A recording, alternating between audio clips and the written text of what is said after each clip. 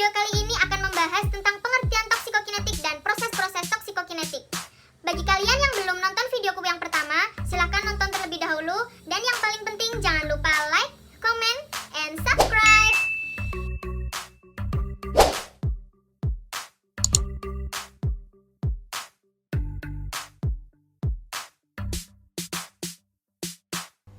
Oke guys, jadi video keduaku ini adalah membahas tentang pengertian toksikokinetik dan proses-proses toksikokinetik. Stay tune! Apakah kalian tahu toksikokinetik itu apa? Toksikokinetik itu adalah ilmu yang mempelajari perjalanan toksikan dalam tubuh seperti absorpsi, distribusi, metabolisme, dan ekskresi.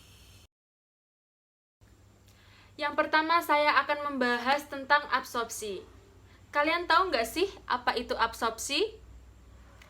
Absorpsi itu adalah proses masuknya xenobiotik ke dalam tubuh atau bisa disebut juga dengan sirkulasi sistemik.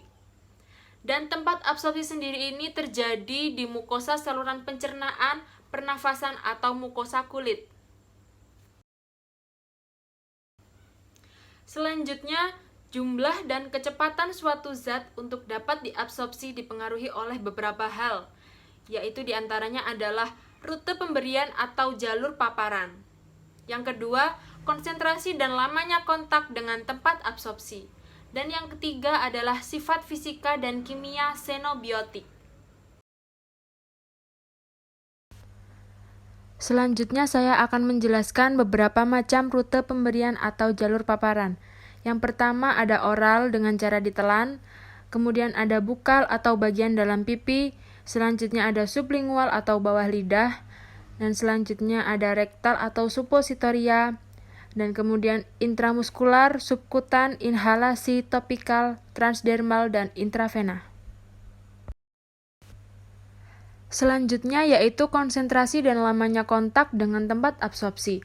Yang pertama ada difusi pasif. Difusi pasif itu adalah perpindahan obat atau senyawa dari kompartemen yang berkonsentrasi tinggi ke konsentrasi rendah. Kemudian, kecepatan absorpsi dipengaruhi oleh perbedaan konsentrasi, luas permukaan tempat absorpsi, dan lamanya kontak dengan tempat absorpsi. Selanjutnya, semakin kecil perbedaan konsentrasi, maka semakin sempit tempat absorpsi. Dan semakin singkat kontak dengan tempat absorpsi, maka jumlah dan kecepatan zat yang menembus membran akan relatif sedikit. Selanjutnya adalah sifat fisika dan kimia dari xenobiotik. Sifat dari zat yang mudah menembus membran melalui difusi pasif diantaranya relatif larut dalam lemak, kemudian ukuran partikelnya kecil dan relatif tidak terionisasi. Selanjutnya adalah proses distribusi. Distribusi itu adalah xenobiotik yang terabsorpsi berpindah dari tempat absorpsi ke bagian lain di dalam tubuh. Di sini saya akan menjelaskan tentang proses distribusi. Yang pertama berawal dari xenobiotik. Pengertian xenobiotik sendiri ini adalah senyawa asing bagi makhluk hidup. Contoh dari xenobiotik ini diantaranya adalah pewarna, pemutih, pengawet, dan pestisida.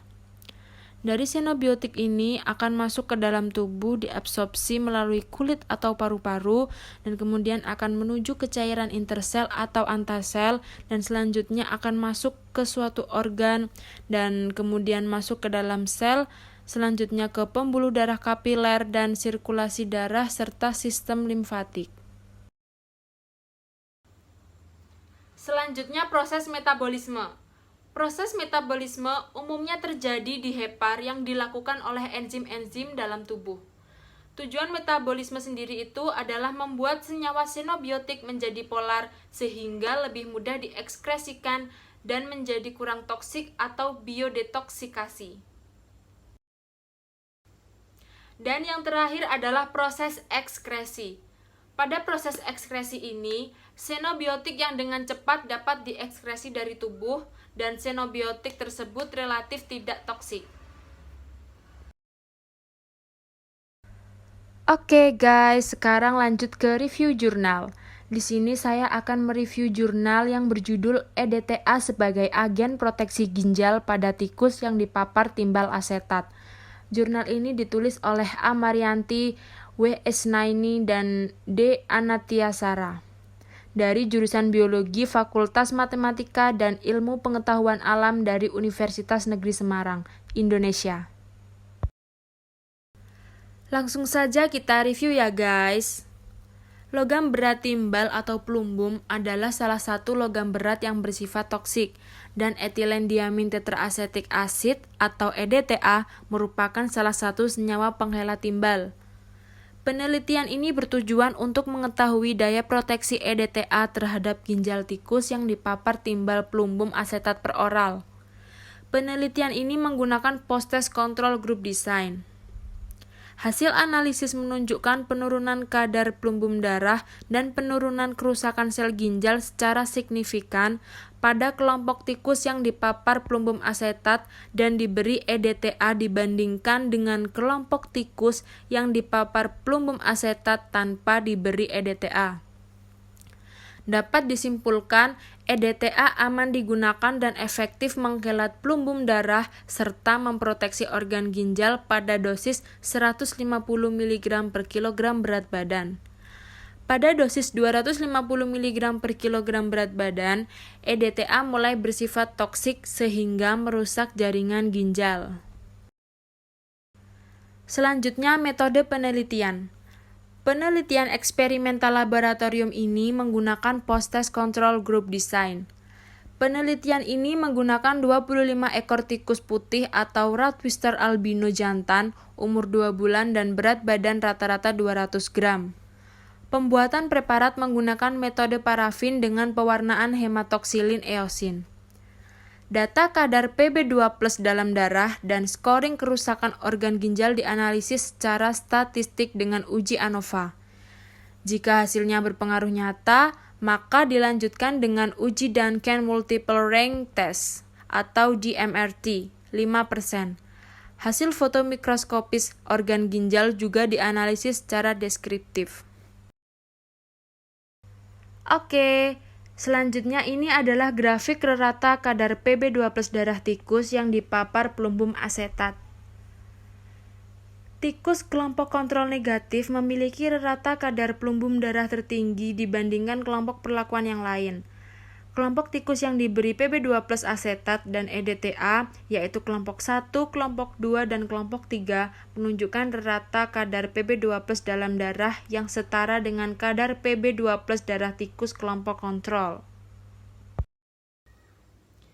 Kesimpulan pada penelitian ini adalah pemberian EDTA dosis 150 mg per kilogram berat badan aman digunakan dan paling efektif menghelat ion Pb2+ sehingga mampu menurunkan kadar Pb2+ darah dan memproteksi ginjal tikus yang dipapar Pb2+ asetat.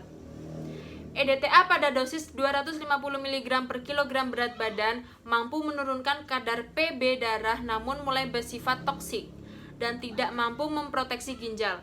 Perlu dilakukannya penelitian lebih lanjut tentang efek tingginya kadar Pb2+ dalam darah tikus terhadap kerusakan organ lainnya, baik struktur maupun fungsinya.